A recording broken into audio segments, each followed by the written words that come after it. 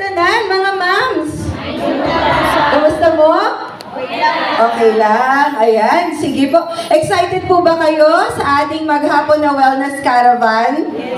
Yes, excited din po kami. Alam niyo po ba, noong ginawa natin itong wellness caravan, no? Ang naalala ko parang 2018 yung unang run natin. Inisip po kasi ng KMBI, alam niyo po yung KMBI, hindi lang naman po talaga pagpapaloan ang kanyang business. Ang business po ay integral transformation, no? So, sabi nga po dun sa tagline, no, kabalikan para sa maunlad na buhay.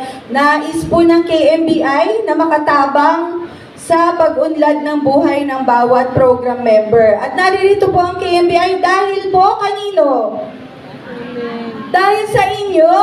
Okay, palakpakan naman po natin ang ating mga sarili na naririto tayo ngayon at salamat din sa Diyos dahil naging posible po ang event na ito. So mabalik po ako, nung ginawa po ng KMBI itong wellness caravan, dahil alam po, no, na-realize po ng KMBI ang wellness ay hindi lamang physical, tama po ba? No, hindi lang po siya financial, no? Ang wellness ay napakamaraming bagay para masabing welcome, no, na kailangan din po natin ng spiritual, di ba? Spiritual wellness, social wellness, protection din sa ating pamilya. No, ngayon po may nadagdag pa, no, yung ating legal, no, may mga legal services din po tayo. Marami pa pong iba. Patuloy po ang KMBI na nagsasaliksik ng ano pa yung pwedeng ma-improve o maitulong sa mga programs at services ng KMBI. Masaya po ba dito sa KMBI? Yes. So, hindi naman po perfecto, no? Wala namang perfecto. Pero, yun po ang promise po namin sa inyong lahat. Ang mapapangako ng KMBI, tuloy-tuloy po ang pag-aaral at pag-i-improve ng ating mga programa. So, isang ebidensya po itong Wellness Caravan. Actually, napakarami pong mga lumipad from the head office, no? Mula sa Maynila na naririto ngayon. Makikilala nyo po sila mamaya. Marami rin pong galing sa iba't ibang regions po dito sa Pilipinas. At may mga partners din po tayo na mamaya ay makakasama din po natin at ma-introduce din po natin sa inyong lahat. So, hindi ko na po pa tatagalin ang pag-open ng event na ito. Nais ko pong ipakilala sa inyo na very, very busy po ito pero talagang pinaunlakan po niya. Hindi niya na-miss na makarating po dito para makita po kayo at makapaghatid sa inyo ng konting mensahe, inspirational message. At yan ay walang iba kundi ang ating President. No? At yan po ay bigyan natin ng masigawang palakpakan si Mr. Eduardo Jimenez. Sir?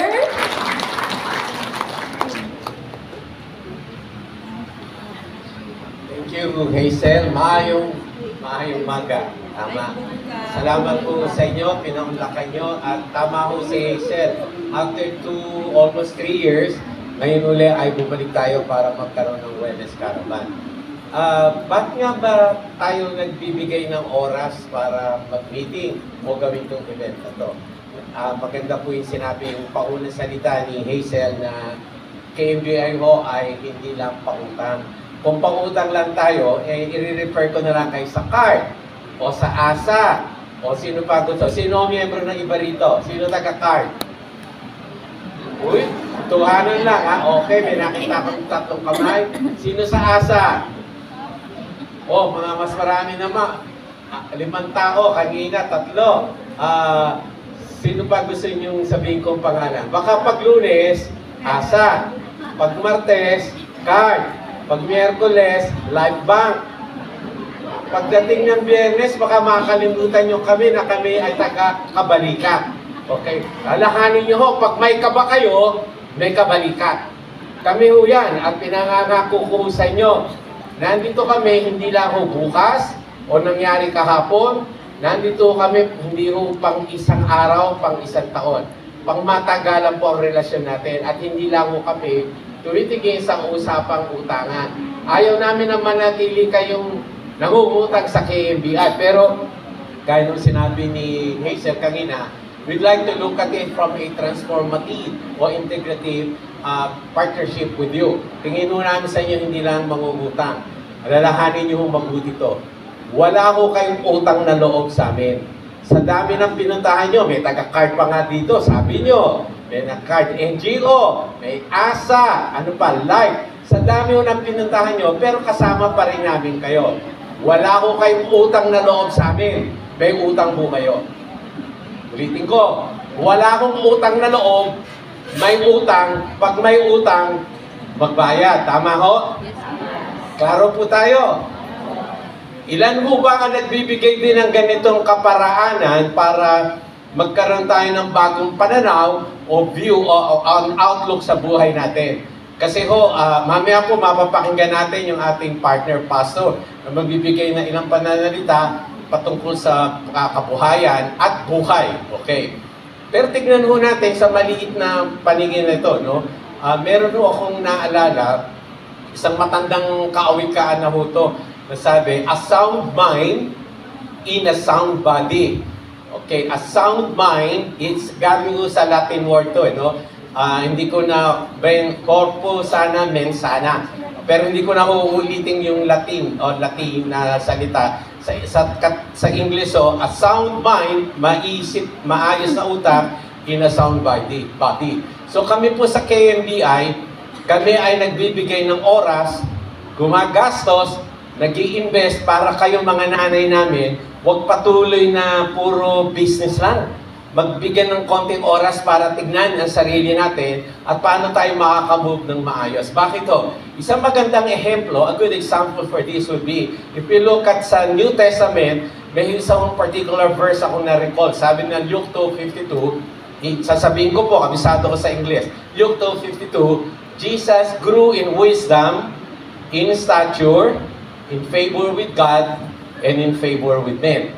Apat na paraan. Jesus grew in wisdom, sa utak niya, buong katauhan niya, kasama yung physical na katawan. Jesus grew in wisdom, in stature, physically, in favor with God, and in favor with men. Tayo po bilang mga tao, lalo na ang mga nanay, sino ho ba unang gumigising sa bahay? Sino huling natutulog?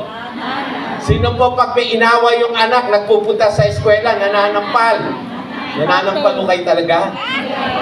Ang dami yung sumagot, no? Sino yung pag-inaway ng anak ng kapitbahay, sinusugod yung kapitbahay, pinapatay? Hindi kayo namamatay, papatay. Sa totohanan, seryoso ho, no? Ang mga nanay talagang napakadami yung ginagawa.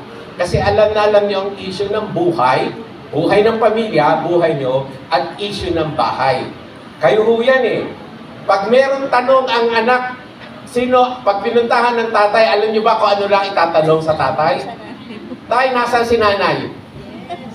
Kasi si nanay parang ang gumagawa ng lahat ng trabaho. Kami naniniwala sa inyo, kaya po kami nagpapahiram ng pera at nagkakaroon ng training. Pero ayaw ho namin patuloy na ganyan ang inyong gawin.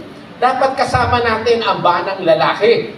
Kasama ang ilang anak kung pwede na ayusin ang ating businesses o ang inyong trabaho.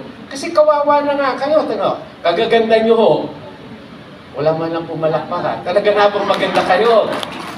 Sa tingin ko ho, ang average age nyo, mga 25 lang. 25 na taon na ho kayo nagbe-business. Hindi pa ho ako tapos eh, okay. Sa totohanan lang ho, wala pa ho kayo halatang 40 eh. 40 years in service na nagbe-business. Seryoso. Pag tinignan ho natin yung verse na yon sa Luke 2:52, si Kristo na buhay na parang kayo, na parang ako, isang tao, tunay na Diyos at tunay na tao. Pero bilang tunay na tao, natuto siyang umiyak, napagod siya, nagutom. Parang tayo ho. Pero nagbigay siya ng oras sa panalangin, yun yung pagdating na sa holistic na issue. So, nung lumalaki si Kristo, tinignan niya ng kanyang magulang at ng kanyang sarili, paano ba siya mag-grow o lalaki sa kanyang pananaw na isip. Sa edad na 12, kung pag-aaralan pa ho natin ng bagong tipan, nakikipagtalamitan o nakikipagtalo siya sa mga leader ng simbahan o dun sa Jewish leader, no, ng panahon na yun. Ibig sabihin, nag-aral siya. Nagbigay siya ng oras ng pag-aaral. Maski po sa edad nyo na 25 years in service o 40 years old na kayo, huwag mo kayong mananatili na hindi gumagana ang utak. At isa ko sa magandang ginagawa ngayon ng KMBI, if you look at Luke 2:52, meron tayong BUX dito, no? Sino ho ang nagbabayad na through the BUX? Familiar ho ba kayo sa pagbabayad ng, familiar kayo sa GCash, pero ang KMBI, no, wala ba tayong BUX dito? Meron? Hazel, wala tayong BUX dito? Wala pa, hindi natin pilot. Okay. Malapit na ho. Ibig sabihin yan, again, look at Luke 2:52, ang mga nanay ho natin ay pwede na magbayad sa kaparaanan na gagamit na lang ho ng phone. Kasi meron ho tayong branches sa Davao, may branches po tayo sa Luzon. Ang mga nanay, kesa ho pumunta sa bangko at magbayad, pwede na ho pumunta sa Luwilier, sa Palawan. Ano ho ibig sabihin yan? Kesa maubos po ang kalahating araw o 2 oras ng pagta-travel o pagbabayad, in a matter of 5, 7, 10 minutes, kaya nyo na magbayad. At mas mamura ho. Alam ko po, ang bawat isang sentro ay nagko-contribute siguro 20 pesos. Kung 25 kayo, may 500 ho kayo. Imbis yung ibayad, pamasahe mo, ubos ang 300, papunta, babalik sa lugar nyo, baka ang kailangan gamitin nilang ay 25 pesos o 30 pesos. So, mas makakatipid tayo. Ang KMBI, gaya po ni Kristo, ang tawag po natin ay we are an agile organization. Tayo ay nag-iisip na malaliman kung paano natin matutulungan pa ang karamihan ng ating mga miyembro sa KMBI, na lalong-lalo na ang mga nanay na gaya nyo. Para hindi na ho kayo magtagal sa pagbabayad o sa paggawa ng personal na business nyo na pwede nyo gawin. Ang KMBI po ay committed sa ganyang kaparaanan. At tatapusin ko sa maliit na salita na to, no? If you look at Luke 2:52, si Jesus grew in favor with God. Kung yung buhay ho natin, palagay na lang ho natin, mabubuhay kayo in the next 30 years pa o 40 years. Palagay nyo, baka sa huling katapusan na iyong buhay, kayo ay mamatay sa edad na 70 o 80. Kung titignan niyo yung buhay niyo ngayon, bago dumating yung 40 o 40 years old, paano ba kayo nagkakaroon ng maayos na buhay in relation sa God? Kasi kailangan mag-invest tayo sa business natin, sa pamilya natin, sa buhay niyo, at lalong-lalo na sa kaparaanan na we'd like to know God more. Kailangan mag-invest tayo na makilala mabuti pa ng malalim ang Diyos. So Jesus grew in wisdom and stature in favor with God. Pag maayos po ang relasyon natin sa Diyos, kadalasan po maayos ang relasyon natin sa mga kapitbahay, sa kamag-anak, sa kapamilya. So ang tanong ko pa, gaano kalalim, gaano kahaba, gaano katagal ang iyong pagkakilala sa ating Diyos na buhay? Kasi kung ano pagkakakilala natin sa Diyos, malaki po ang impact nito paano tayo mag-relate sa ibang tao. So mga nanay, mga kasama sa KMBI, pwede kayong umikot, pumunta kayo sa ibang mga microfinance institution. Pero sa KMBI nyo lang makikita dahil pag may kaba kayo, may kabalikat. Yung kaba pag may takot. Pag may kaba kayo, kasama ang kabalikat, pupunta tayo sa ating Diyos na buhay upang umalis tayo sa kahirapan. Salamat po.